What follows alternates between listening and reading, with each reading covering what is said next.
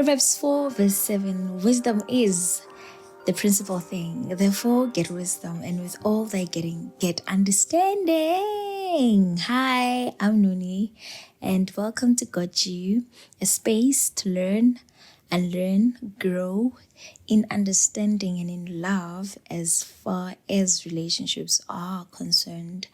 Thank you so much for tuning in. For the oldies, welcome back. And for our newbies, can you please welcome our newbies? Welcome. In fact, this is your new home, so welcome home. We've been waiting for you. Where have you been? Thank you so much. We are releasing episodes every Friday, 12 noon South African time on Spotify. You can catch us on Spotify, Apple Podcast, and Amazon Music for now. So, yep, that's where you can get in touch. And please don't forget to share with your world, share with your colleagues, your friends, your toxic friends, your toxic cousins. No, I'm kidding. No, I'm kidding. But don't forget to share. Thank you so much. And please engage with us in the comment section below. And don't forget also to rate our show on Apple Podcast. Don't forget to rate us. You can just leave any stars and then tell us the reason why you gave us that how many stars that you have given unto us, that you gave to us. So, yep. Anywho, now that is off the radar, today we are communicating. Is communication really a key to successful relationships? What kind of communication is key? Or is all communication a key to a successful relationship? Well, if you stick with us, you might have an answer to that. So today we are communicating. We want to know and we want to understand what is communication, and what is it for, and how does it work? How does communication work? Are we communicating everything, every thought, every experience? What are we communicating, and what is the importance of communicating? I mean, when I'm with you, I'm with you. There's no need for us to speak, right? I'm kidding. There's no way. You're introverted, so you don't speak a lot. So as long as I'm with you, we are okay. Toxic. Anyway, the first question that I want us to deal with is, why are we even communicating? Why are we even communicating? Well, we communicate to connect in our relationship. When you don't talk with someone, right? There's a higher chance that you won't feel anything towards them, right? So we communicate to connect. When you tell me your thoughts and I tell you my thoughts, when you tell me your dreams and I tell you my dreams, that creates a bond, right? Which counts as connection. So we communicate to connect in relationships. Another reason why we communicate is to share experiences, right? How will I know your background? How will I know your thoughts, right? How will I know your feelings if you are not communicating them to me? So we communicate because we communicate our experiences. That's why we communicate. We communicate because we share our experiences, and also to understand each other better and more. if a person is not saying anything, trust me, you won't understand anything. They have their own mind. You have your own mind. They have their way of thinking. You have your way of thinking. You guys coming together and talking about a certain thing makes you understand where they are coming from, right? For example, if you made your friend mad, you didn't pitch up to their birthday party, and you don't communicate, right? They don't understand, right? Why didn't you show up? They have all these reasons to not to what's this? They have all the reasons to be sad or mad at you. So now when you communicate, I couldn't come because we had a family emergency. This and this happened to my mom. We had to rush her to the hospital. So I couldn't come to your party. Now you understand why they didn't pitch up. Right? So that's how important communication is. The other thing is communication de-escalates situations. When we are all heated, everybody's mad. If we don't communicate, trust me, it's not gonna go well. It's not gonna go well. So when you communicate, or when we communicate, right, in relationships, remember, when we communicate, we de-escalate the situation. So if something happened now, probably, let's say your friend just fell, right? Had a seizure and fell. And and your friend's parent come to you and ask what happened. And you explain, this is what happened. This person just fell. I don't understand why. This is what we ate before they fell. Now, the situation kind of gets de-escalated simply because you spoke, right? You communicated. So communication helps to de-escalate situation. And the last thing, obviously these are not the only things that communications is for, right? Why we communicate, but these are just a few that I'm just gonna point out. Lastly, it fosters trust. In your relationship, if you don't talk, if you don't communicate, you won't trust this person with your heart. You won't trust them with your vulnerability. You won't trust them with your hurts. You won't trust them. So it fosters trust. When you communicate, it fosters trust in the relationship. I know that, okay, if I do 1, 2, 3, this person is gonna say or is gonna do 1, 2, 3. Why? Because you communicate. So it fosters trust. So you trust the person more because you speak with them more. Okay? I hope that made sense. And what are we communicating? Are we communicating everything? Is everything that we communicate a key to a successful relationship? I'm afraid no.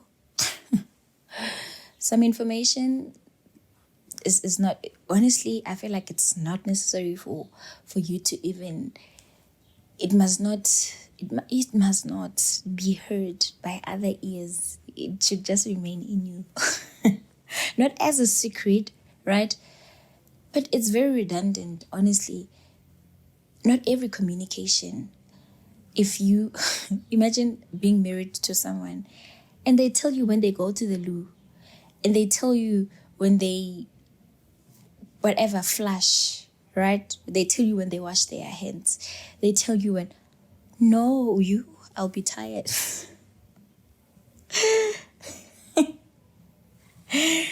Honestly, I'll be tired of them because you cannot just like, okay, when it's necessary, right? If you are doing something, for instance, if you are cooking, right, and you feel like, oh my goodness, your tummy is running, then you communicate quickly and be like, oh babe, I'm going to the loo, can you please take care of the pots? That's proper communication, that's effective. Not we are okay, I'm busy with whatever I'm busy with, you are busy with whatever you're busy with, then now that you're going to the loo, you are telling me. What am I supposed to do with that information? You know? I'm not saying it's wrong. For those who are doing it, well done.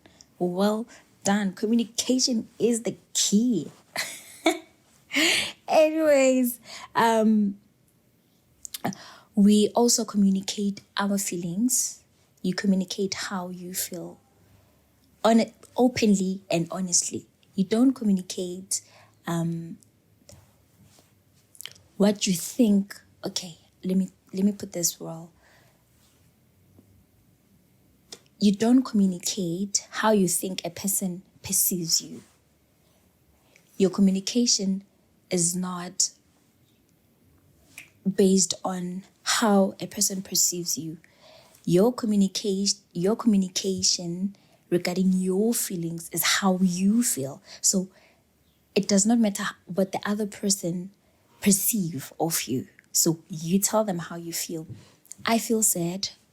When you said we're no longer going out, when we planned this for the longest of time, just because your friends showed up and you're not able to stand up for yourself and also for our relationship, and you chose to go with them and disregard our plans, that made me sad. Now you communicate your feelings.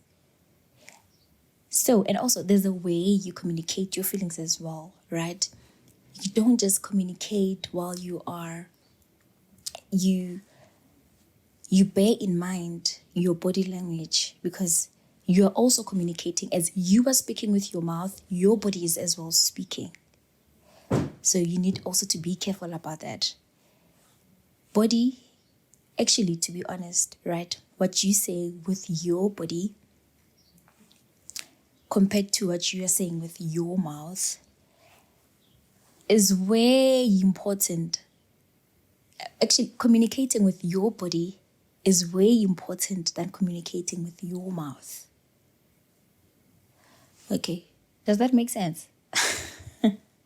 It does. In my head, it does. It does. But what I mean is, let me just give you a simple example. You say you are happy, right? You say, I'm happy in this relationship. But you're always moody. You always have an attitude towards this person. You're just always off around them. But you continue to say with your mouth to them that you are happy. Like, oh my goodness, you make me happy. But what you were saying with what you are doing, the communication is not communicating. The combos are not communicating. The combos are not communicating. So you need to be mindful of your body language as you communicate, as you communicate with your through speaking, with your mouth, through speaking. And what are we communicating? We also communicate our needs, right? For our needs to be met or to be known by the other person, we need to communicate them. This thing of, because someone loves you, now they have to know what your needs are. It's childish. I'm sorry to say that. It's childish. I know it's hitting rounds there by social media. I know everybody's just like, no, if somebody loves you, I know. But honestly speaking, right now this is not Titanic, right? This is not the Titanic movie. This is real life. You have needs that you need to communicate so the other person is able to meet them. This thing of assuming that a person knows because they're always with you, because they love you, it's not working. It's not ideal. So if you are doing it, change. No, I'm kidding. If you are doing it, right? I really need you to sit down and just think again. Think McCain. Do you guys remember that advert? I'm sorry. I'm back. I'm sorry. I'm sorry. But you need to communicate your needs. If you need attention, right? You tell them, I don't get enough of your attention. I enjoy talking with you every day when you come back from work, or I enjoy talking with you while I'm cooking. I don't like cooking while we are quiet.